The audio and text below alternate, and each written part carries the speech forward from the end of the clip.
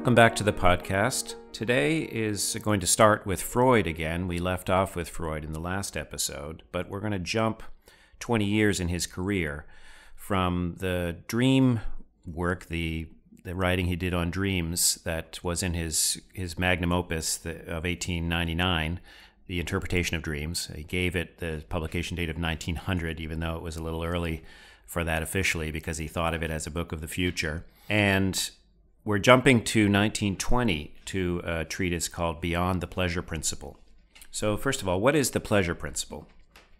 Well, if you recall from the discussion of dreams, that every dream, according to Freud, is ultimately a wish fulfillment. Freud thinks at that point in his career and until this point that the fundamental motive of the human mind is pleasure. And now that doesn't mean that we're always doing everything we can to maximize as much pleasure as we can in the moment, or in a way we are, but obviously we don't act out our wishes all the time. And that's because we develop early on, according to Freud, another principle called the reality principle. And so he imagines a child coming into the world as pure craving and recognizing eventually that the baby can't get what he wants immediately simply by reaching for it, and then recognizes that reality is not going to yield pleasure to him instantaneously upon the moment that he wishes it. And so he learns that he has to adapt to reality in order to get as much pleasure as possible. So in a way, we continue to maximize pleasure. That is the primary motive of our minds. But when we recognize that reality doesn't yield our wishes the moment that we wish them, we suppress them, we inhibit them, we put them in abeyance for the moment, and we grapple with reality and we adapt ourselves to it so that in the long term we can achieve our goals. Now that was Freud's operating principle for the mind until this treatise in 1920. So he assumed that we were pleasure-seeking organisms fundamentally until 1920, and the title of this treatise signals a departure. It's called Beyond the Pleasure Principle. Now, it might sound like he was already beyond the pleasure principle when he postulated the reality principle, but really the reality principle is just a special case of the pleasure principle. It's the pleasure principle that recognizes in order to get what it wants, it has to be more sophisticated than just raw reaching out for the goal of its desire.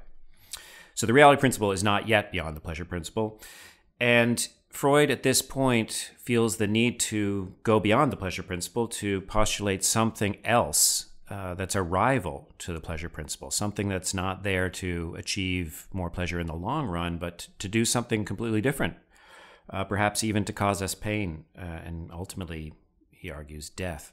So the clinical symptom that prompts this, some people think that what prompts it is World War I, which had just finished 2 years earlier, and the massive destruction and insanity of that war.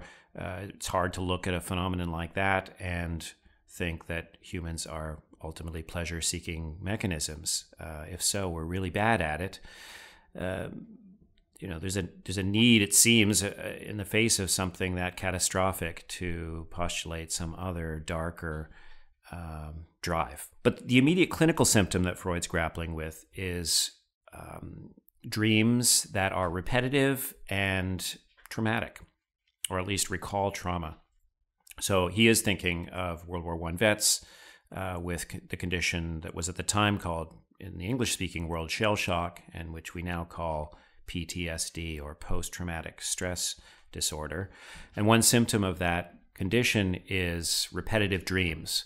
That it's not just that the ex-soldier has the same dream every night, but that it causes a panic reaction every night upon waking.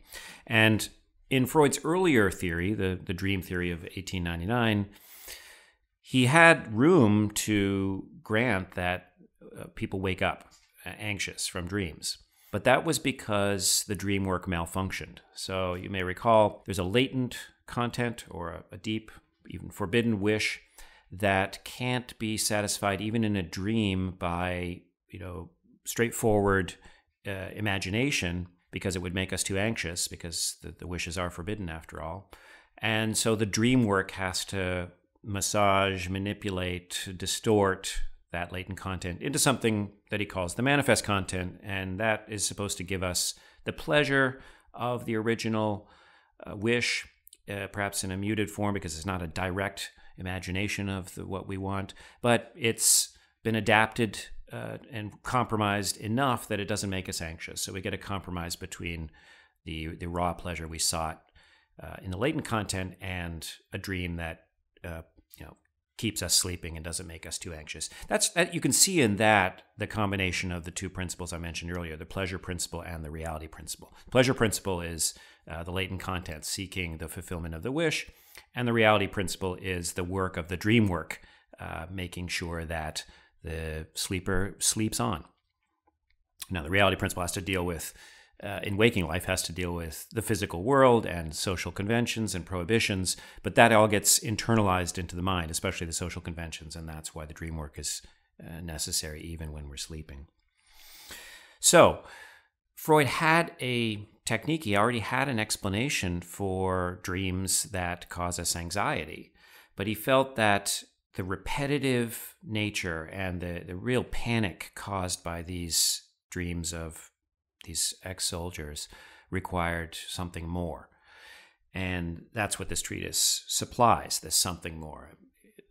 Looking to the conclusion that something more is going to be called the death drive, that behind those dreams and behind darker criminal behavior in waking life, there is this force in us that isn't seeking pleasure. It's more fundamental even than this search for pleasure, and that is the organism's own wish to die. All right, so that's where we're headed.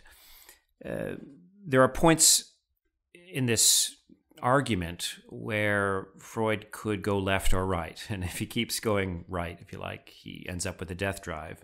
And so I'll try to signal at what points he could have gone left, because the death drive has not been accepted by most psychoanalysts. It's considered a kind of wild speculation without sufficient clinical evidence.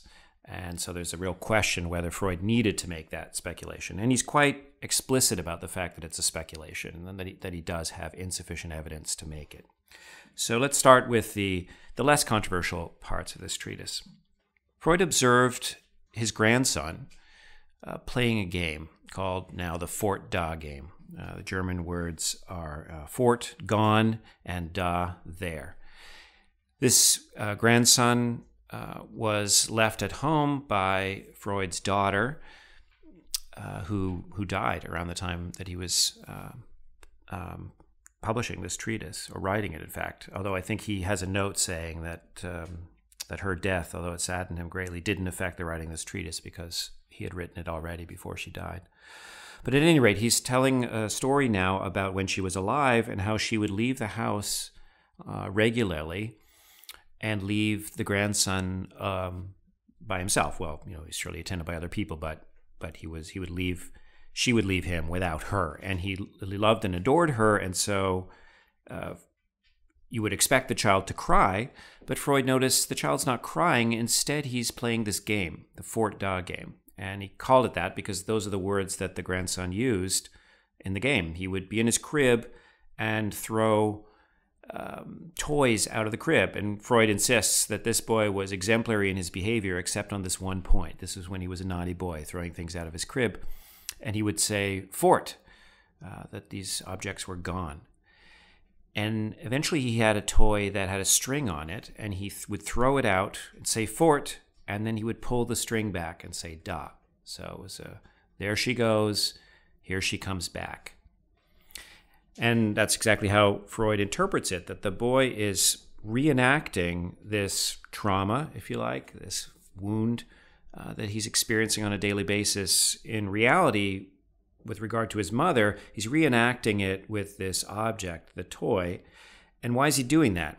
Because when the mother leaves, he is a passive victim, if you like, of the event. There's nothing he can do. She kisses him on the cheek and she leaves.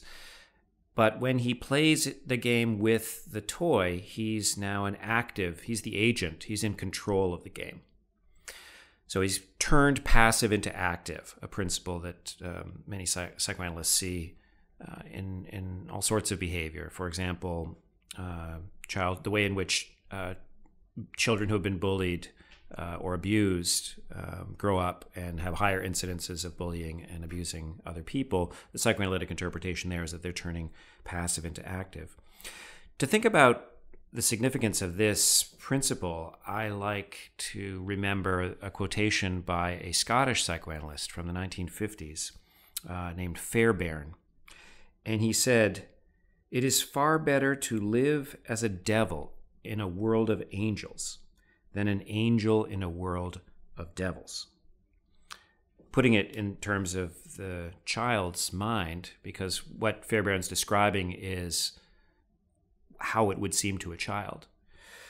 So translating it to the way in which the child would think, it's better to be a bad kid in a good world than to be a good kid in a bad world. Think about a child who's in a family that's abusing him. And imagine him, to really exaggerate the case, imagine him being isolated, that this is really his only experience, the abuse of his family. If it's his only experience, he can spin it in at least two different ways. One is that he's being really good, or at least he's being neutral, not doing anything wrong, and his parents are abusers.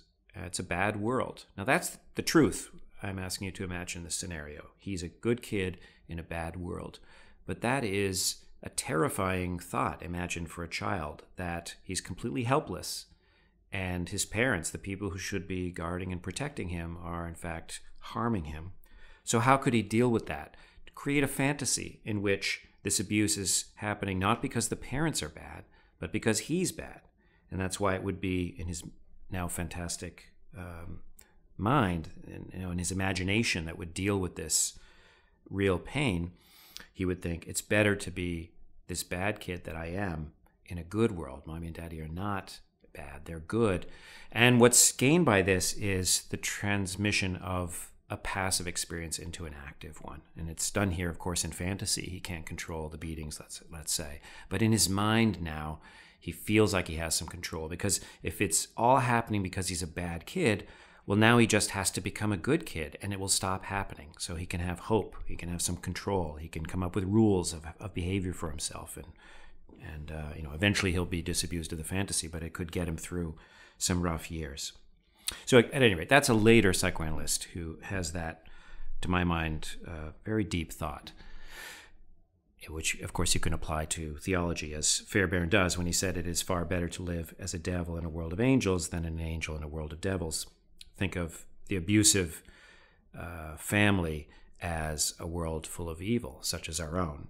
It would be better to think of ourselves as bad in this world, and that it's ruled by a good God, and that the reason these things are happening is because of some sin, some original sin that we've committed, than it would be to think, no, we didn't do anything wrong. We're neither good nor bad. We may even, in fact, be good. The world is just full of evil, and there's nothing we can do about it. That is a terrifying thought. That's the nihilistic thought that takes a lot of bravery to actually face. Now, this is not to say that the idea of a benevolent, omnipotent God is false, but it's only to say that it's easier psychologically to live in a world where, or in an imaginary world where you believe that to be the case, whether it's true or not. And by imaginary, I didn't mean to say not existing, but in your imagination, that's how you would conceive it.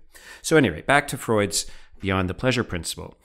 The Fort Da game is evidence for this principle. He is developing that the mind strives to turn passive into active. And he then argues that in the human mind, there is what he calls a repetition compulsion, or a compulsion to repeat. Now, here's a place where we can go left or right. We could go left if we think that the compulsion to repeat is the effort to turn passive into active.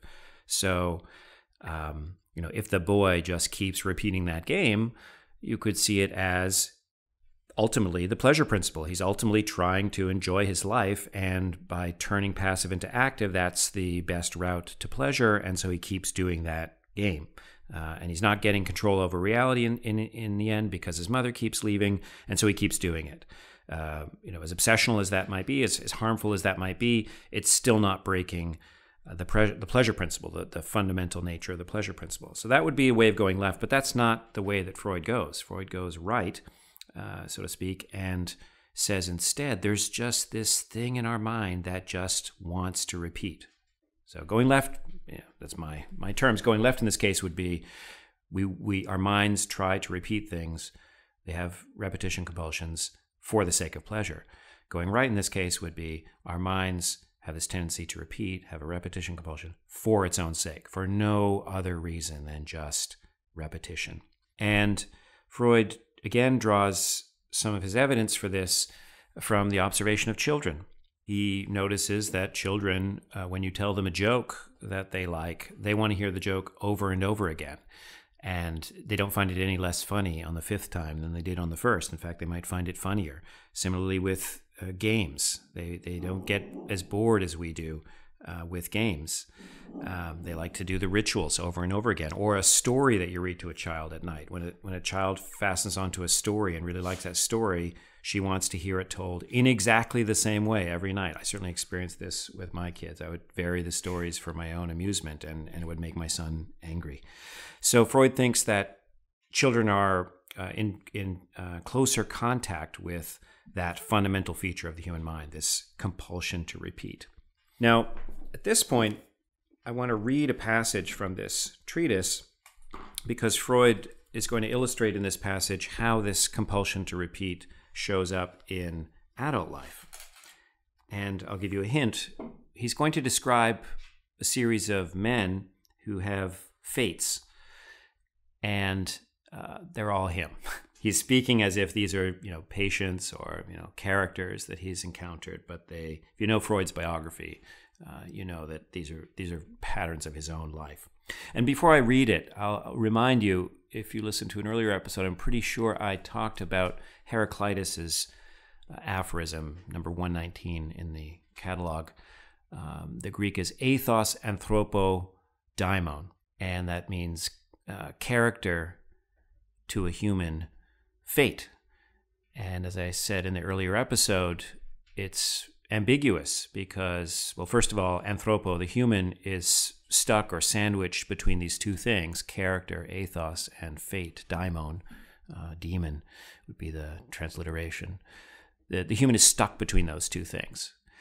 But the Greek word order doesn't indicate what's the primary subject and what's the predicate. So character is fate for a human, or fate is character for a human.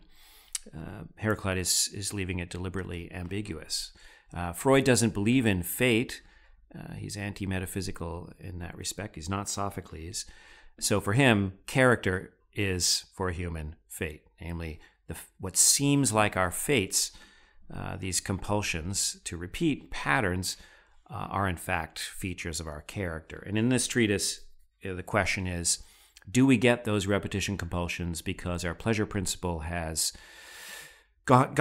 things have gone wrong, things have malfunctioned, the reality principle hasn't adapted properly to us, to reality, or is it something more fundamental, that we are caught up in these neurotic repetitions for their own sake, that something is driving us to do it for its own sake without any yield of pleasure, and that's not a malfunction, that's simply what it's doing. So, all right, I'll read this paragraph from Beyond the Pleasure Principle. What psychoanalysis reveals in the transference phenomena of neurotics, and I should explain transference phenomena, well, neurotics, people who, especially experience a lot of guilt and have ritualistic, sometimes obsessional behavior, very self-scrutinizing. At any rate, transference phenomena is a universal phenomenon in psychoanalysis, according to psychoanalytic theory. It's the idea that we take templates of experience, especially from our childhood, and we apply them to circumstances in our adult life, in situations that might in some ways be quite different, and we treat those later situations as if they're just repetitions of the earlier situation. So to take cliche examples, if you had a father who beat you and had a beard, then as an adult, when you see men with beards, you encounter them as if they're going to beat you. So you might not even consciously think he's going to beat me, but you might cower in the presence of someone with a beard. That would be a transference phenomenon, transferring from the past a set of reactions, thoughts, fantasies, desires even, to a situation in the present where there is some association. Remember how fluid free association can be. There's some association that warrants the transference, but there are many features of the present or future scenario that don't match the past. So people go wrong, according to psychoanalysis, oftentimes because they're doing this and they're treating the present as if it were the past. And in the past, they were children. They had primitive ways of dealing with the complexity of life, and now they're adults and they need to work through, as he'll say in another essay that I'll talk about later, not today, but in another episode. They need to work through. Okay, let me resume this. I'll start again. What psychoanalysis reveals in the transference phenomena of neurotics can also be observed in the lives of some normal people, whoever they are. The impression they give is of being pursued by a malignant fate or possessed by some demonic power. Remember, ethos, anthropo, daimon. But psychoanalysis has always taken the view that their fate is for the most part arranged by themselves and determined by early infantile influences. So people seem to be living out fates, but in fact it's what happened to them when they were children, especially babies. But oftentimes when he says infantile, he means children who are 3, 4, 5 years old, the so-called Oedipal phase. They're repeating those experiences in distorted ways. So to continue, the compulsion which is here in evidence differs in no way from the compulsion to repeat which we have found in neurotics, even though the people we are now considering have never shown any signs of dealing with a neurotic conflict by producing symptoms. So if these stories are indeed references to Freud's own life, as I'm sure they are, he's saying, here's a normal person or a series of normal people, that is, people who are not neurotics, and they show this repetition compulsion. And this would be an argument then, if they're normal, this would be an argument that the repetition compulsion is not a malfunction of the mind. It's not the reality principle has gotten in the way of a fulfillment of pleasure, but rather it's a fundamental feature of the human mind, because here it is even in a normal person. Continuing. Thus, we have come across people all of whose human relationships have the same outcome, such as the benefactor who is abandoned in anger after a time by each of his protégés, however much they may otherwise differ from one another, and who thus seems doomed to taste all the bitterness of ingratitude. One of the signal features of Freud's life as a founder of psychoanalysis is that he would train a protégé. Carl Jung is the most famous example of this, but there are 3 or 4 others. Train a protégé, exalt him to a leadership position in the psychoanalytic organization, and then that protégé would start developing independent thoughts with which Freud disagreed, and they would have a falling out, and that person would leave and found some rival organization. So there's Freud, who's tasting the bitterness of ingratitude. Or the man whose friendships all end in betrayal by his friend. Or the man who, time after time in the course of his life, raises someone else into a position of great private or public authority, and then, after a certain interval, himself upsets that authority and replaces him by a new one. I wonder whether this is a moment of self-awareness in Freud, that he sees that this pattern has happened a lot in his life, and it's not just that the protégés are ungrateful in leaving him, but that he has somehow jeopardized the relationship and pushed them out. Now this next one isn't him. Or again, the lover, each of whose love affairs with a woman, well, this could be, I don't know his sex life as well as perhaps I should. Or again, the lover, each of whose love affairs with a woman passes through the same phases and reaches the same conclusion. Well, I suspect many people are familiar with this phenomenon, especially by middle age. If you've had a number of relationships, you do start to see the patterns and realize it wasn't this person or that person or the other who brought the end about in the way that it came about, but it's got to be me, because it can't be a coincidence that it's happened that many times. Freud continues, this perpetual recurrence of the same thing, and that's in quotation marks in the Standard Edition, the English translation, which Freud approved. That's a reference to Nietzsche's eternal return, the eternal recurrence of the same, as he calls it. And we'll discuss that in a much later episode. So Freud again. This perpetual recurrence of the same thing causes us no astonishment when it relates to active behavior on the part of the person concerned, and when we can discern in him an essential character trait which always remains the same, and which is compelled to find expression in a repetition of the same experiences. In other words, it's strange that somebody would repeat the same pattern in human relationships over and over again, say, for example, always breaking up in exactly the same way. But if the person's the agent, we can see clearly that he's the one doing this, it's not as mysterious as if the person is the passive recipient of the same behavior over and over again, as if somehow other people have been cast into a script by him, which is he's passive, but then he would also have to be active. That's the mystery. Freud continues, we are much more impressed by cases where the subject appears to have a passive experience, over which he has no influence, but in which he meets with a repetition of the same fatality. There is the case, for instance, of the woman who married 3 successive husbands, each of whom fell ill soon afterwards and had to be nursed by her on their deathbeds. He goes on, but just take that case to make the point. Assuming that she didn't kill them, it is amazing that all 3 of the men who married her died. Now, that can't be a coincidence, but neither is it that mysterious. She was in some ways attracted to men who were about to die. Presumably these men had symptoms that she recognized, probably unconsciously, that for whatever reason she found attractive. So it looks like human beings have fate, and yet it's character. And what is going on in that character? Well, 2 possibilities again, the going left or going right. One possibility is that we fall into these repetitive patterns in a frustrated effort to achieve pleasure. Or, going right if you will, we fall into these patterns because there is something in us which is seeking repetition for its own sake. And as I say, that's going to be the interpretation that Freud eventually arrives at. We're quite close now. The penultimate point I want to make from this treatise is that Freud gives a theory of trauma. And in this theory, he imagines the mind as, well, if you like, a bubble, which has a skin.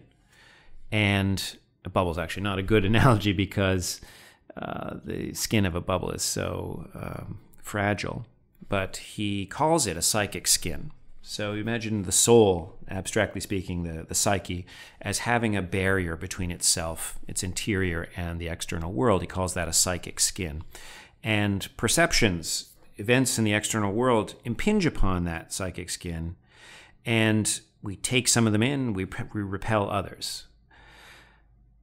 We do that through processes that, at this point, so abstract, there would be no need to describe them. Ultimately, this is a physiological process, but Freud's speaking metaphorically here that we have ways of digesting things that impinge upon the psychic skin, ways of taking in the things that we want and ways of keeping out the things we don't want. And so it's a porous boundary over which the subject has some control. But there are experiences from the external world that are so forceful that they burst the psychic skin, they break through it, and so they can't be assimilated into the interior in the regular way. Rather, they enter of their own accord. And these are like having a shell explode next to you in a trench in World War I and watching some gruesome death of your best friend, trauma. And Freud thinks that when that happens and the force pierces the psychic skin and starts disrupting the interior of the psyche, that forces are marshaled from within to try to master it. In the same way that they would be marshaled before the skin had broken for a usual perception, they would be marshaled to master, that impingement on the psychic skin, and whatever. Some of them would be assimilated into the memory, and others would be repelled and ignored, or whatever. That would be a turning of passive into active, to return to that earlier point, and it would be successful. But when the traumatic wound happens, when the force is so great that it pierces the psychic skin and enters directly into the heart of this bubble I'm asking you to imagine, well, then the mind's efforts to master phenomena. Its efforts to turn passive into active are doomed to failure because the regular procedure has been abrogated by virtue of the fact that the skin is ruptured. And so the effort to turn passive into active becomes repetitive because it's seeking a goal and it's not succeeding. It's over and over again trying to master the trauma and failing. Now, again, this is another point where Freud can go left or he can go right. Here are these poor, shell-shocked veterans who are having the same panic-inducing dream every night. And going left, so to speak, the interpretation is that they experience this skin-rupturing psychic wound in the trenches when they saw that horrific event, and now they're dreaming about it exactly as it was, as PTSD victims do, dreaming in literal detail an entire traumatic scenario. And it's happening every night because the mind is trying but failing, inevitably failing to turn passive into active, to master the trauma. This is going left because this would be the mind's effort to try and digest that trauma, to return to equilibrium in the mind, to achieve, if not pleasure, at least some peace. But Freud doesn't go left, he goes right, and thinks that this compulsion to repeat is not seeking pleasure, as I mentioned earlier, so that the repetitive dream is not, in fact, trying to master anything. It's simply trying to achieve its own end. And here is where the death drive enters. Freud speculates, I don't want to spend a lot of time on this because it's pretty wild, but and I don't know that it has anything to do with the Black Mirror episode, so maybe we'll see in the discussions later. But Freud thinks, in a purely speculative fashion, that all organisms seek their own end. He's got in mind here a principle of thermodynamics and entropy, and he sees evolution and entropy in this dialectical relationship. But at any rate, starting with cells, cells seek their own end, and that pattern, he says, we should expect to find in a full-fledged organism, such as an adult human being as well. When I think about this, the only actual biological evidence I know of for this is what I've heard called a telomere, a part of a chromosome at the end that gets slowly damaged over time. I don't want to say deliberately, because Darwinian evolution doesn't have deliberation or intentionality or rationality, but that the organisms that have these degenerating telomeres are the ones that were selected for because they reproduce more often, and so they became more adaptable to the environment, whereas the longer living organisms didn't reproduce as often, weren't as adaptable, and so natural selection selected for organisms that have a shelf life, that have a half-life, that die. So at that level, yes, there is a death drive. But at the psychic level, Freud just jumps, and he doesn't give the telomere evidence, but he jumps from his purported cellular evidence just directly to the psychic level and thinks there is something in human life, in an individual, that is seeking one's own death. The other argument he has for this is that pleasure is the reduction of tension. So you've got some tension in your stomach when you're hungry, and you fill it with food, and then you relax. You can relieve the tension. And on that model of pleasure, what would be more pleasurable, he argues, than dying? Because that would be the ultimate reduction in tension. Well, there's a flaw in the conception of pleasure that maybe we'll examine it at some other point. Pleasure is not always the reduction of tension. That's one way of thinking about it, but it's not a universal condition of pleasure. At any rate, after posing this death drive, Freud now entertains an idea he calls primary masochism. So masochism is seeking self-harm, and he had assumed to this point that the phenomenon of masochism, the fact that people do harm themselves, neurotics harm themselves by jeopardizing job interviews, jeopardizing relationships, and then of course there are people who harm their own bodies.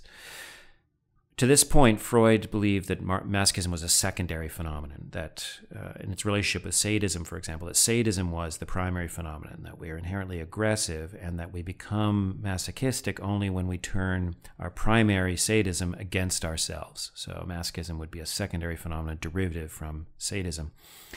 In this treatise, he entertains, at any rate, the hypothesis that masochism is primary. There's something in us that's just simply seeking pain, and it is this death drive.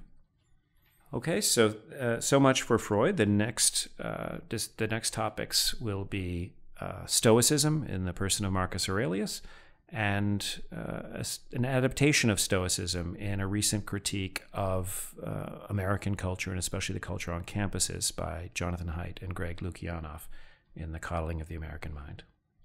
So in the second half of the episode, I'm going to talk, as I just said, about Jonathan Haidt's book and the Meditations of Marcus Aurelius. And the hinge between these is, well, for us, is a Black Mirror episode, in this case, Playtest. Think about Cooper in that episode and the various threats that he experiences in that House of Horrors, the virtual House of Horrors. You know, whether it's a matter of seeing spiders, which he's afraid of, or by the end being completely shattered with the confrontation of his own replication of Alzheimer's, the fact that he can't remember anything and that he doesn't even know who he is. That's a gradation of wounds, psychic wounds that he's experienced. And when it's a matter of seeing the spider crawling on the carpet when he first sits down to read a book in front of the fire, that's like what Freud's describing as a perception coming to a psychic skin and being digested or absorbed by the psychic organism, if you like, because it's small enough and there are procedures that can handle the absorption of that small wound, if you like. But as you know from having watched the episode, that there's an escalation of fear. And in that one of the final scenes, at least within the House of Horrors, he recognizes that he can't remember anything and that he doesn't know who he is. And that's the kind of wound that Freud's talking about when it comes to a rupturing of the psychic skin. Now, we don't have the aftermath of Cooper trying to adapt to life, having suffered that, because he comes out of the virtual reality and he's back to his old self, although, as you know, not quite his old self. And that's the indication that we get, that this hasn't been a learning experience for Cooper in the way that it would have been if he'd simply seen a spider, even if he'd seen Josh Peters' face on a spider, the bully from high school. As scary as those were, he could absorb those experiences. He could perhaps become desensitized in his fear of spiders or spider bullies. But when the threat is so great that it, as Freud puts it metaphorically, it ruptures his psychic skin, he's not able to recover. He can't absorb that experience, and he's shattered. So the evidence we have of the change in Cooper is him flying home to America. And on the way to London, he's ebullient, and he helps a little girl sitting across the aisle from him who's scared when the plane is going through turbulence. He's able to meet fear with courage and even joy. When he's returning, however, he is too anxious to help anybody, and he can't even help himself. So that's important as we now transition to talking about Jonathan Haidt and then Marcus Aurelius from Freud, because the phenomena Freud was talking about, the conditions that Freud was talking about in Beyond the Pleasure Principle, are of that kind of severity, such as Cooper experiences at the end of the House of Horrors, truly traumatic experiences. And, I want you to think, I'm certainly going to be thinking aloud about whether Jonathan Haidt and Marcus Aurelius appreciate the difference between the depth of that kind of wound versus the digestible wounds, attacks, perceptions that Freud thinks don't rupture the psychic skin. Okay, so with that in mind, I'm going to do it in reverse chronological order. I'm going to start with Jonathan Haidt and then go back to Marcus Aurelius at the end of my discussion of his book, as I hope you'll see why in a moment. So I'm talking merely about the first chapter of his book, Coddling of the American Mind, which began as an Atlantic article in 2015 upon the observation that the climate of American campuses, certainly the elite American campuses, was changing rapidly, and especially the year 2014 and 2015, after especially the shooting of a black man by a white police officer in Missouri I believe that was the summer of 2014. At any rate, Jonathan Haidt and his co-author Greg Lukianoff, who runs an organization called, the acronym is FIRE, but it's for free speech and freedom on university campuses. They noticed the explosion of critiques of speakers, especially, who were being what's called deplatformed, not allowed to speak, even after they'd been invited, or when they did arrive, protests and new strategies to deal with their presence, not critiques of the content of what they were saying, but treating these speakers, especially conservative speakers, as if they were threats to the body politic of the university, threats to its, like as if they were infections. At any rate, that was the climate in which they wrote their article in 2015 and then turned it into a book that appeared last fall, 2018, fall of 2018. And I'm just talking about one chapter in that book.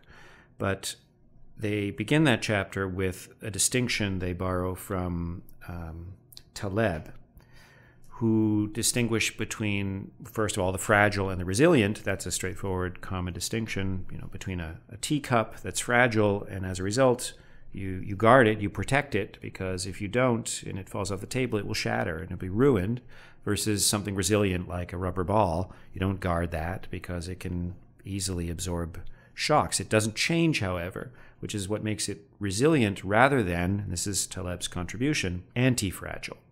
Something that's anti-fragile is not like the resilient because it can be broken. The rubber ball, very difficult to break a rubber ball. The anti-fragile thing can be broken, but when it's broken, it's not broken in the way the fragile thing, like the teacup, is broken, which is shattered and ruined, but rather it's broken and then it mends itself. And something's truly anti-fragile if it needs to be attacked or compromised, or not entirely broken, but wounded in some way. If it needs that in order to grow, that's something that's anti-fragile as opposed to merely fragile or resilient. So what's a good example of this? Taleb has all sorts of examples in his book, but the one that Haidt and Lukianoff exploit is the human immune system. And they talk about peanut allergies, which exploded in the 90s because, well, speaking for myself, I didn't know a single person who had a peanut allergy when I was growing up in the 70s and the early 80s. And that's borne out by the statistics. I gather, if I recall, they say 4 out of every 1,000 kids had a peanut allergy in that time. But it's gone up. I think it's now 14 out of 1,000. So it's more than doubled, tripled, I suppose, since then. So what happened in the 90s? Well, that's when people became aware of peanut allergies and thought that the way to protect children was to prohibit peanuts and peanut-derived products, and in fact, even food items from factories where, even though they had nothing to do with peanut products, they were produced in the same factory that produced peanut products. A complete ban on peanuts and anything associated with peanuts, because there's a possibility, in fact there has been, that a kid, one of the 4 out of 1,000, would be harmed by this. And what that ban was doing in the terms of Taleb was treating the entire population as fragile. Now, some of the kids, truly were fragile when it came to peanuts. They were the 4 out of 1,000 who really would be harmed. But there was a cost for everyone else, or at least some of the others, because not being exposed to peanut products, and including parents in the household would be doing this with babies. When they weren't exposed to any peanut products, they eventually became allergic to them in a way that they wouldn't have if they'd been exposed early, because their immune system missed the crucial stage at which it would have developed the right reaction to the peanut. Now, it's not actually the peanut, I think it's the skin on the peanut. But at any rate, there was a study where the scientists took a population of children who are predisposed to have allergies already. These were kids, I think, with eczema. And they did a double-blind study in which half of the kids were prohibited from eating peanuts by their parents and their schools, and the other half were encouraged to be fed peanuts. And at the end of the study, after they'd grown, 17 of the group that were prohibited from consuming peanut products, 17% of them developed peanut allergies, whereas in the other group, the other 50% who had been allowed to eat peanut products, in fact, they were required, they had to eat this peanut paste, I think, 2 or 3 times a week, only 3% became allergic, I guess, as teenagers to peanut products. And that's because the immune system is neither fragile nor resilient in most cases, but it's anti-fragile. It needs to be attacked in some mild ways, at any rate, for it to develop the right reactions and antibodies. It's that flexible. It's not prepared to meet every threat. It needs to meet certain threats in order to develop the right architecture in order to respond. Obviously, I'm not a biochemist, so I'm using pretty vague vocabulary here, but it's an example of something that's anti-fragile. And it's analogous almost directly to what they want to talk about, which is the human mind. So is the human mind, especially in its emotional capacity, is it fragile, resilient, or anti-fragile? And Haidt and Lukyanov speak as if it's anti-fragile. And it is, I think, just as the immune system is anti-fragile. And that's to say that if the human mind or heart, the mind or soul in its emotional capacity is not given certain kinds of experiences, upsetting experiences, at the right times in emotional development, it doesn't develop the right or the best emotional reactions. The clear example here from Black Mirror is Archangel, where the character Sarah, if I'm not mistaken, is given an Archangel implant when she's very young that keeps her from experiencing any stressful perceptions, the barking dog or the terrorist videos or the pornography and so on. She doesn't develop healthy reactions to small doses of stressful phenomena. And so when the implant is removed, before it's removed, she develops all kinds of problems, as anyone who's seen the episode knows. And then when it's removed, she doesn't have the emotional resources to deal with those full-fledged stressful experiences in her teenage life. And the end is disastrous for her and for her mother, who had that implant installed. So that episode, which we'll discuss in much more detail in an episode of this podcast devoted to discussing it, but just to use it as to anticipate as an example here of the argument of Jonathan Haidt and Greg Lukyanov. That's an argument, that's an example that the human mind, the soul, is anti-fragile.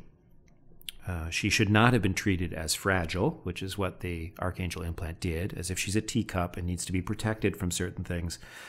But neither is she resilient. She can't be just as a child just thrown into, dangerous city, for example.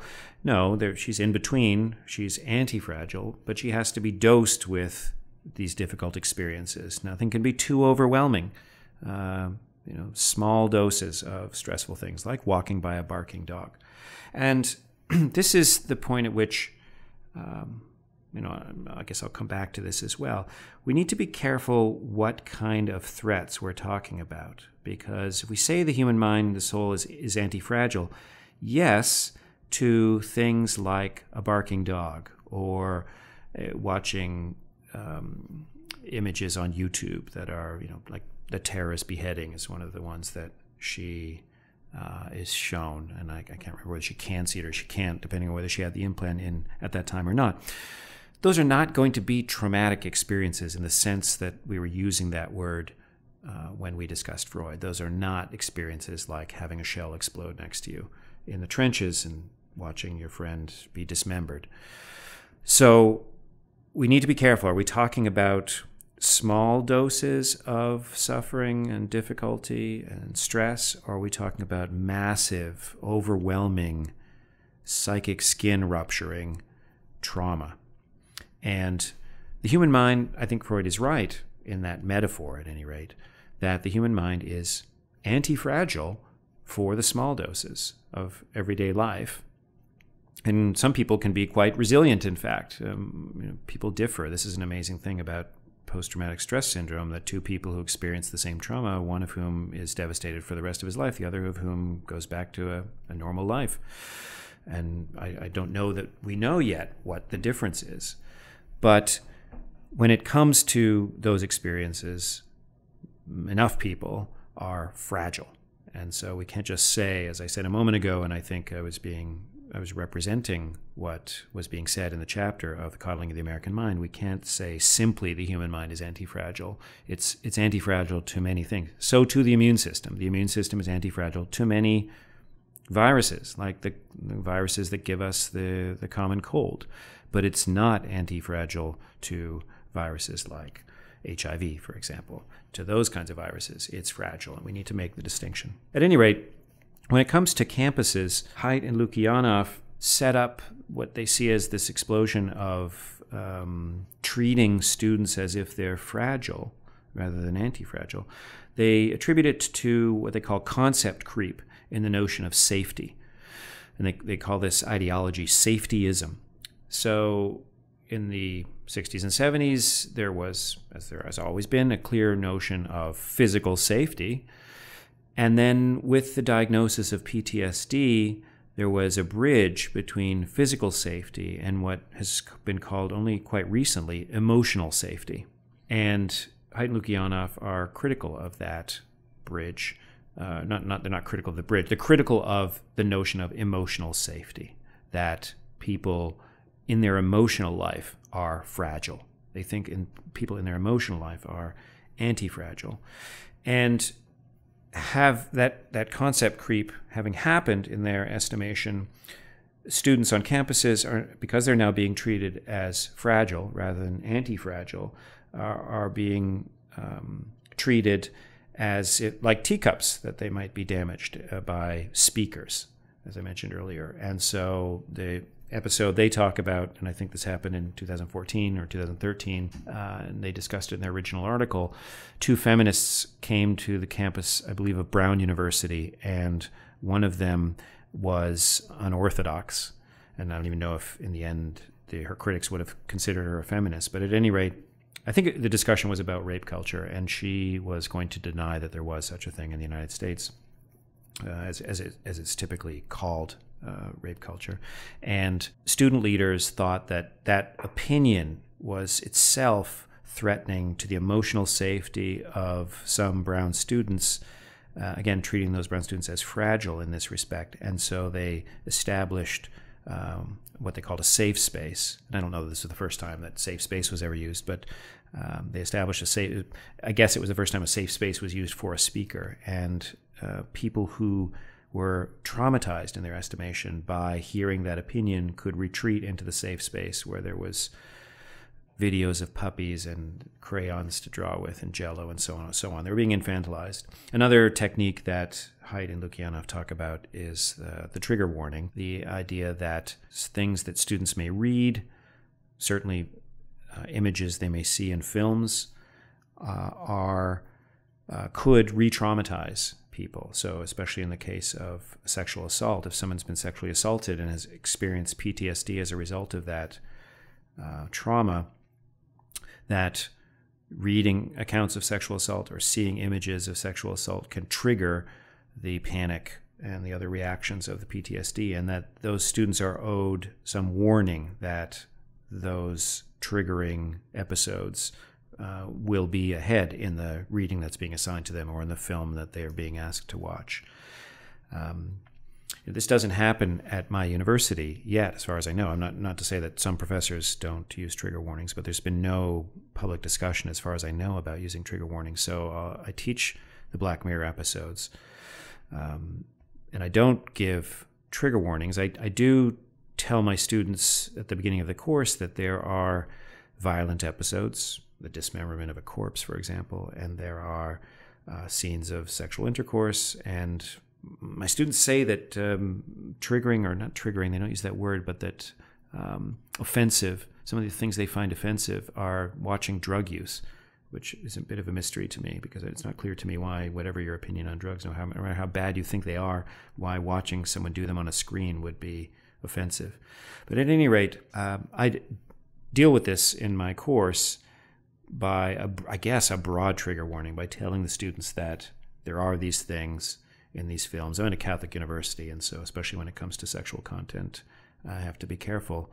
And I spoke with my dean about it, and he said, look, if the scenes are integral to making the point of the film, or integral to making the philosophical point that you're trying to make in your course, then they should watch those scenes. But if they're gratuitous, then there's no need for the students to see those scenes. And so I tell the students that in certain episodes, there's going to be, for example, a dismemberment of a corpse. And as far as I can tell, that's not integral to understanding anything essential about the episode Bandersnatch.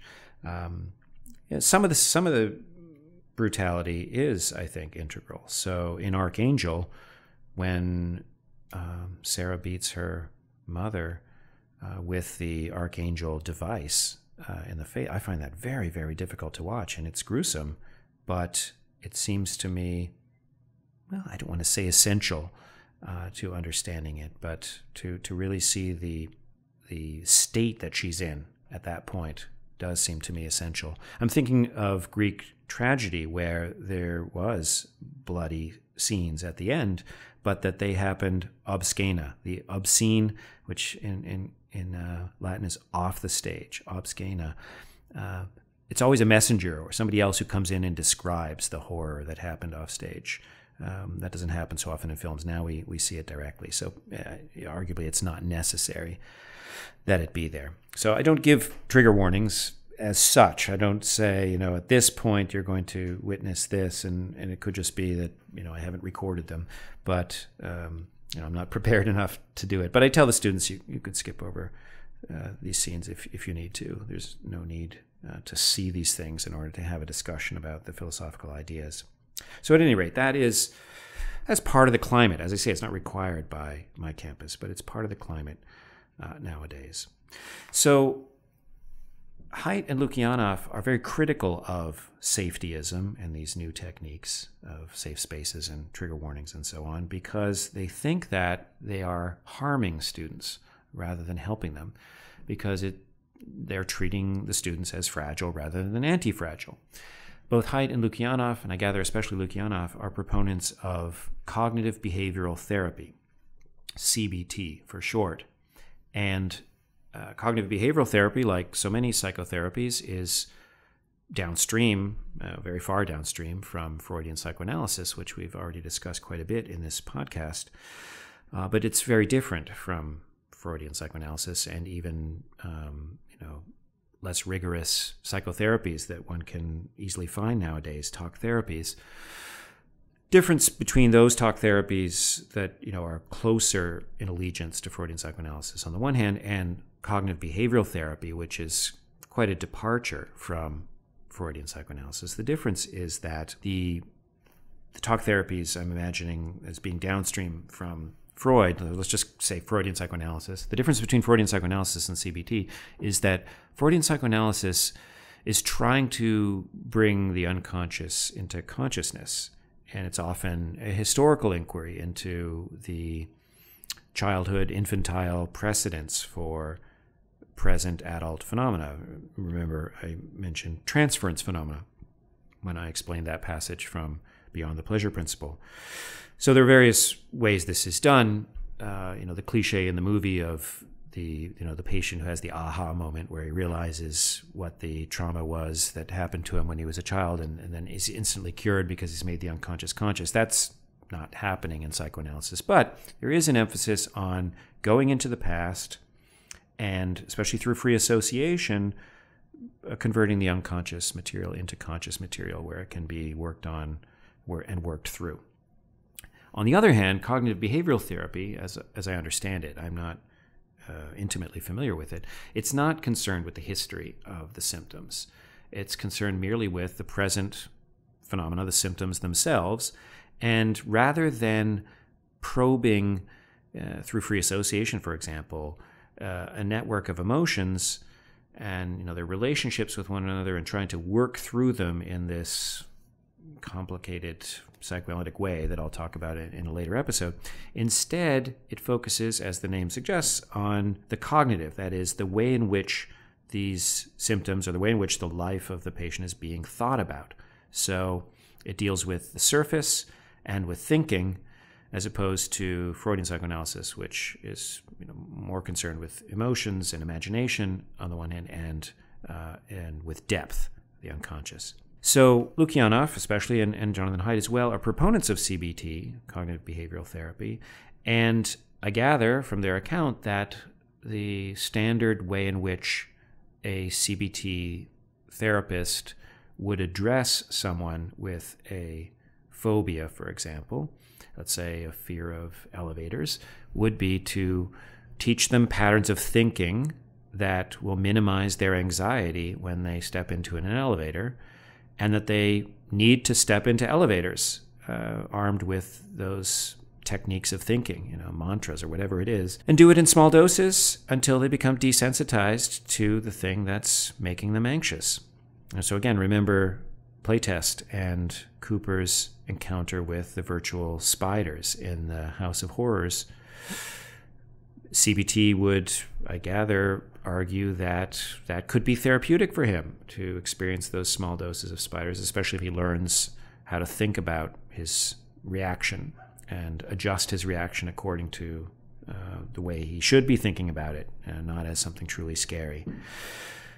As opposed to getting onto the couch in Freudian psychoanalysis and free associating about elevators, and probably with the idea that what's going to be therapeutic in the analysis is not even going to be a direct attack on the symptom of anxiety about elevators, but a bringing to light of a huge network of emotional associations in, as I say, the complicated way in which people in psychoanalytic therapy work through their symptoms, such that after years the person isn't afraid of elevators. It's an indirect method, and it goes deep rather than staying on the surface, and it's concerned especially with the imagination more than it is with thinking. So because Lukianoff and Haidt are proponents of cognitive behavioral therapy and that idea of dosing the thing that makes you afraid, if it's fear that's your problem, then they think that people who are the people calling for trigger warnings, people who actually are triggered by accounts, for example, of sexual assault in literature or depictions of it in film, that they'll get better not by avoiding these things in the way that trigger warnings help them do, or retreating into a safe space where they don't have to confront the idea or the opinion or the argument that's making them upset. Instead, they should be sitting, maybe not in the front row, too high a dose, but in the auditorium and thinking about that opinion in a different way. And if cognitive behavioral therapy is therapeutic, then in a healthier way. So it's not just that they think that this campus climate is diminishing free speech. They do think that. Or that it's inhibiting educational opportunities for students who need to be exposed to competing ideas in order to develop their own views independently of orthodox thinking. They think that too, but their critique is therapeutic in this case, that they think that students would become healthier if they were to approach the source of their fear in this CBT way. Now, in the second half, well, in the next phase, I want to talk about Marcus Aurelius, because Haidt and Lukyanov both mention Marcus Aurelius. Jonathan Haidt is a big fan of Marcus Aurelius, apparently keeps him on his bedstand. And it's not a coincidence, because the founder of cognitive behavioral therapy also was self-consciously adopting Stoic ideas. Marcus Aurelius is a Stoic, adopting Stoic ideas, Stoic techniques, and adapting them to the 20th century for psychotherapy. So I want to now turn to Marcus Aurelius and give a broad outline of his philosophy and consider the connections between it and cognitive behavioral therapy, and then conclude with a comparison of these three authors, Haidt, Lukyanov, and Marcus Aurelius on the one hand, and on the other hand, Freud's approach to trauma.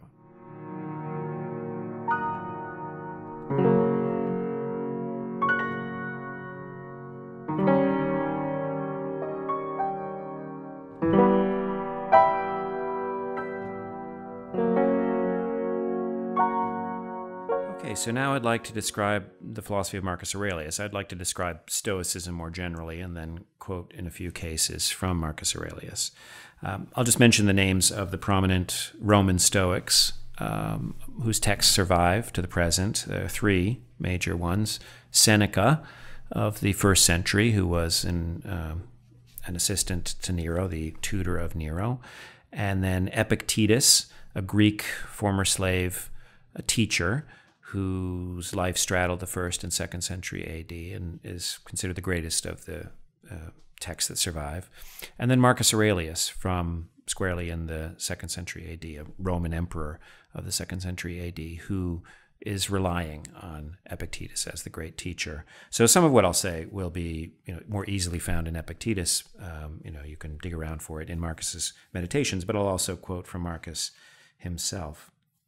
So I think to simplify Stoicism, we should consider two major themes, and those are the self and God.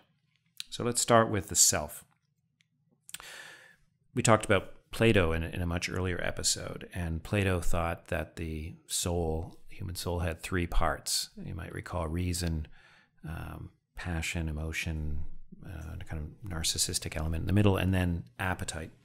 The Stoics thought of the self as, or the soul, if you like, as one thing, and that is reason. So imagine concentric circles. At the middle of who you are is your reason. And then imagine a widening array of circles.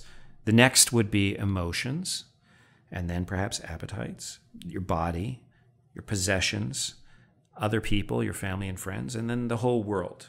So what is truly yourself is reason, right at the middle of all those circles. And the reason why reason is who you really are is that it's only over your judgment of what's true and what's false, and your judgment of what's good and what's bad. It is only over your judgment that you have total control. So let's go to the outermost circle in that series of circles, I imagine. Things in the physical world. I can't control whether the sun rises or falls. Obviously, I have no control over that at all. So it's obvious that that's not who I am. Other people. Well, I can influence other people, especially friends and family. I can persuade them more easily than I can persuade total strangers. Maybe it's the opposite. Maybe I could persuade total strangers more. But at any rate, even when I have influence over people, I don't have sufficient, complete control over them. So my judgment, my will, is not sufficient to determine what happens with other people. So to my possessions. So here is my cookie. This is my cookie. I can do with it as I like, but things can happen to this cookie that are outside my control. Someone stronger than I am can come and take this cookie away from me. So it's not, I don't have total control over it. Now our body, we're getting closer. Do I have control over my body? Well, I have more control over my body than I have over the rising and setting of the sun. I can raise my arm, I can lower my arm. But again, my control over my body is not total. I don't have My will is not sufficient to bring about the changes in my body that I might wish. So if I have paralysis, I wish to raise my arm, but I can't. And of course, diseases and then ultimately death make this vivid and poignant. Our appetites, my hunger. I can satisfy my hunger by eating, but I can't make it go away. My hunger is beyond my control in that sense. And so it's like other people in the sense I can influence it, I can diminish it, I can satiate it for a time, but it's always going to come back because it's out of my control. It's out of my total control. Now we are close to the middle. The middle was the center of the self, as I mentioned earlier, is reason. We have total control over our judgment and our will. When we will something, we control that we will it. We are the willers of our wills, and we are the judger of our judgments.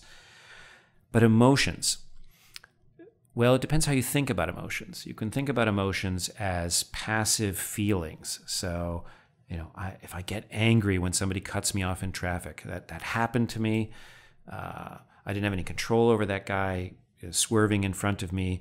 And I could also think I didn't have any control over my heart starting to pound and, the vessels in my forehead popping out, that's a physiological reaction to that circumstance. I'm a passive recipient of it. It's out of my control. If I think about emotions that way, as feelings, as merely feelings, and as passive reactions, then emotions would be with the appetites, the body, the possessions, other people in the world outside my control. But that's not how the Stoics think about emotions. They think about emotions as judgments. So when I get angry because I have judged that something bad has happened to me. Now, just because I judge something bad has happened to me doesn't mean I feel anger, because there are many emotions where I judge that something bad has happened to me, like envy, for example. I judge it's bad that I don't have the thing that you have. So I'm not being fine-grained here, but I'm just trying to indicate that for the Stoics, what an emotion is a judgment. It's a judgment of value. It's a judgment of the relationship between myself and the world, especially with other people in the world. So specifically, if you like, when it comes to anger, I judge that I've been insulted. Now, the guy swerves in front of me in traffic, and yes, my blood boils, my heart starts pounding, but that's downstream. Those physiological reactions are downstream from me judging that I've been insulted. And the Stoic remedy for many emotions, this is where we get the common English notion of to be a Stoic, which is partially faithful to Stoics and partially unfaithful to them. They weren't devoid of all emotion. They didn't want to be devoid of all emotion. There were some emotions that they wanted to experience all the time, like gratitude and joy and love. But then there are many emotions that they thought needed to be eliminated from human life, and anger is one of them, because when I judge that somebody has insulted me, I've made a mistake, they think, because, when a dog barks at me, I haven't been insulted. I don't like the sound of the dog, but that doesn't make it an insult. And the dog might be trying to insult me in his own way, but I only get insulted if I feel insulted, if I make the misjudgment that I indeed have been insulted. And so too, when a human being tries to insult me, I don't need to be insulted, and I won't be unless I judge that I've been insulted. And it goes deeper than that. The Stoic thinks the only thing that really matters about me is my judgment, because that's all that I really am, as we've just discussed.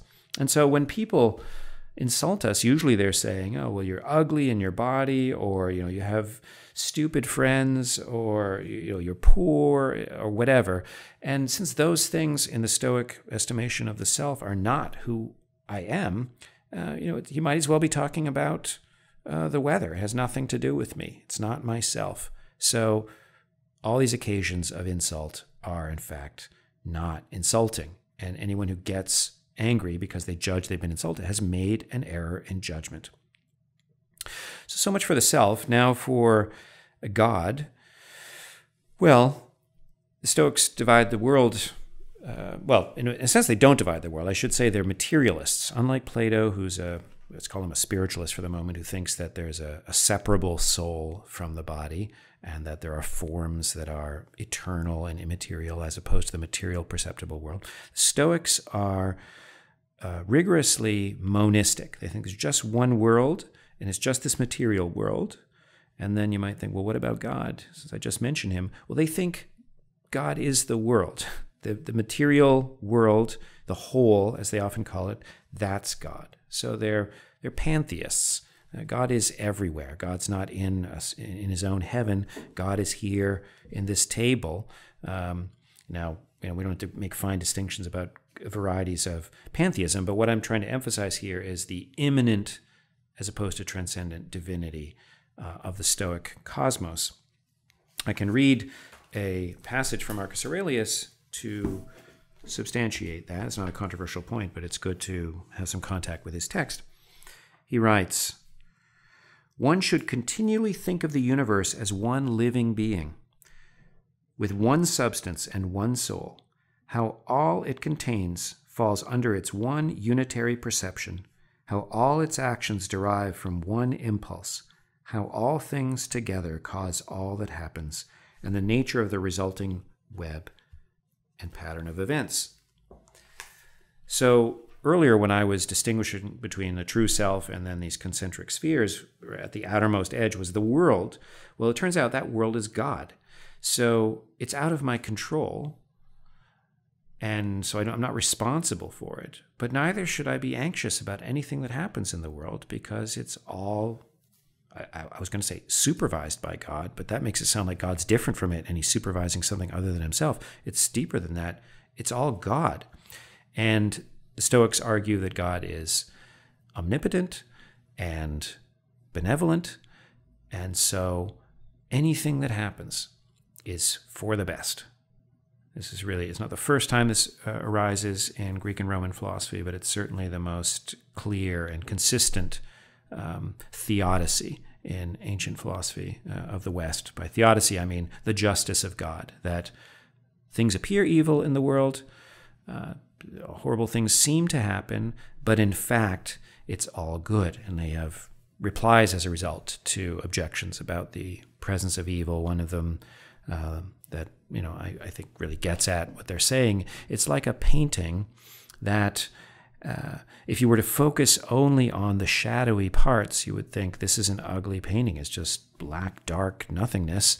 But when you step back and you see the whole canvas and see it all as beautiful, you realize that those black, dark shadows were integral to the beauty of the whole. And so too, when you focus on particular instances of evil, or what you think to be evil, you're not taking God's perspective, which is stepping back and seeing the whole as beautiful. What role does philosophy play then in the Stoic life? I'll read a passage of Marcus to indicate how important it is. "In human life, time is but a point, reality a flux, perception indistinct, the composition of the body subject to easy corruption, the soul a spinning top, fortune hard to make out, fame confused. To put it briefly, physical things are but a flowing stream, things of the soul, dreams and vanity. Life is but a struggle and the visit to a strange land, posthumous fame, but a forgetting." So Marcus can be quite pessimistic and resigned, as he is in a passage like this, where he's talking about how life is flux. He's a Heraclitean. He's thinking of Heraclitus' river at that point. But at the same time, he can also adopt the perspective, and he often does, that despite this melancholy, he should in fact be responding to this flowing world with joy. He should be grateful for it because it's all God. And this book we now call Meditations. It was found with only a title on it, For Himself or To Himself, I can't recall. These were his personal spiritual exercises, as the great scholar Pierre Hadot described them in his great book about Marcus Aurelius. These were not meant for publication. These were Marcus trying to reform his way of thinking about the world. And so you can see here the nut, the kernel, the seed of cognitive behavioral therapy. His spiritual exercises, his writing of these meditations were his efforts to reform his way of thinking so that he would experience joy, gratitude, and love towards the world instead of this melancholy and resentment. Let me continue with this short quotation. What then can help us on our way? One thing only, philosophy. And there's the cognitive element. This consists in guarding our inner spirit. That's the self that I mentioned earlier as the reason right at the heart, which includes emotions because emotions are judgment. So it's judgment and will at the middle. This consists in guarding our inner spirit inviolate and unharmed, stronger than pleasures and pains, never acting aimlessly, falsely, or hypocritically, independent of the actions or inaction of others. So all those concentric spheres, the Stoic Marcus Aurelius recognizes as not himself, beyond his control, and he doesn't worry about them. He doesn't have responsibility for them. He worries only about his own judgments. But then, of course, it's supplemented, as it isn't in this particular passage, but then it's supplemented with the thought that it's not only that you don't worry about it because it's not under your control, you're happy about it because it's under God's control. Let me finish this. Accepting all that happens or is given as coming whence one came oneself, and at all times awaiting death with contented mind as being only the release of the elements of which every creature is composed. If it is nothing fearful for the elements themselves that one should continually change into another, why should anyone look with suspicion upon the change and dissolution of all things? For this is in accord with nature. Nature is God, by the way, in the Stoic mindset. As I mentioned earlier, they don't distinguish between the natural world and the transcendent spiritual world. Nature itself is God. So he says, for this is in accord with nature, and nothing evil is in accord with nature. I'd like to read two more passages to illustrate the relationship between the Stoic self and practical philosophical life, especially in light of God. The attitude of that which rules within us toward outside events, if it is in accord with nature, is ever to adapt itself easily to what is possible in the given circumstances. It does not direct its affection upon any particular set of circumstances to work upon, but it starts out toward its objects with reservations and converts any obstacle into material for its own action. Now, this is crucial. This is the analogy that I'm going to use because it appears in the book by Haidt and Lukyanov. As fire does when it overpowers what is thrown upon it. A small flame might be quenched by it, but a bright fire very rapidly appropriates to itself whatever is put upon it, consumes it, and rises higher because of these obstacles. So that analogy Haidt used, they, instead of fuel, they talk about wind. So just to be faithful to Marcus, it doesn't matter in the end. But the way Marcus puts it here is, if you have a small flame, like a candle, if you pour gasoline on it, it's going to extinguish the flame. But if you have a bonfire and you pour the same amount of gasoline into the bonfire will convert it immediately into more energy and become stronger. In the Haidt version, there's a wind. If the wind hits the candle, it will blow the candle out. If the wind hits the bonfire will get brighter. The wind, or the fuel in this case, is, as Marcus says, the obstacles of our lives. And if we are small flames, we will be extinguished by those obstacles. If we're small-souled people, we'll be crushed by those obstacles. But if we're big-souled people, philosophers in his understanding, then we will be given more energy, more life, more strength by obstacles. So we should actually crave obstacles.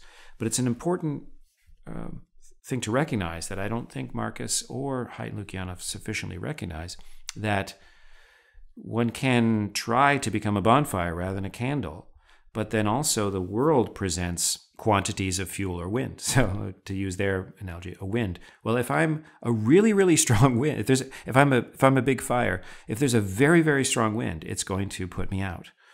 It'll put out the candle, but it'll also put me out. So obstacles are of greater or lesser extent, more or less threatening. And the emphasis here, both in Marcus and in Haidt and Lukyanov, is what can the self do to turn obstacles into sources of strength. But there isn't sufficient recognition, I don't think, in Haidt and Lukyanov. I'll say why I don't think this is a problem for Marcus in a moment. There isn't sufficient recognition in them that you can only become so big as a fire to the point that some obstacles will crush you. the superpower wind, the dump truck full of gasoline is going to put out the bonfire as well. So the reason why this isn't a problem for Marcus is that Marcus has that view of God as providence, God as foreseeing everything, supervising everything, as wishing nothing but the best for himself, the world, and being all-powerful to achieve that, so that if I'm crushed by circumstances, I should welcome that as good, because that's God's action, and that's Orthodox Stoicism. Cognitive behavioral therapy is, and the philosophy that Haidt and Lukianoff are using in their chapter is Stoicism without providence. So I'm to develop these techniques to adapt to circumstances, to turn obstacles into sources of strength, with the optimistic hope that I can become a bonfire from having been a candle. But there isn't the recognition that I was speaking of earlier, that there's a difference, now in Freud's terms, between something that impacts the psychic skin and can be absorbed versus something that truly shatters, that ruptures the psychic skin. So the rupturing of the psychic skin, the force, the traumatic event, that would be like the dump truck full of gasoline that's poured and crushes or extinguishes even the bonfire. Let me add one more analogy that Marcus uses. I don't think it appears in the Haidt book, but it's helpful. That there are colors in the world, and if you have a sick eye, I think he says a jaundiced eye, but if your eye is weak in some way, you don't want to look at the colors. They're too bright. They hurt your eyes. You just think of light rather than just colors. But if you have a healthy eye, you want to see a lot of colors. You want a bright light so that everything will be revealed to your eye, so that what's harmful to the sick eye is welcomed by the healthy eye. And he wants you to think of the world this way, that it's that much of which you consider harmful, it can be beneficial. In fact, if you're Marcus, everything that you consider harmful is in fact beneficial, because it's all under the supervision of God. And that's the difference, again, with the cognitive behavioral therapists and Haidt and Lukianoff's appropriation of that therapeutic method for their discussion of safetyism, is that they can't say that every obstacle, every color is good to see, because or every light is good to see. That you look at the sun during an eclipse and it will blind you.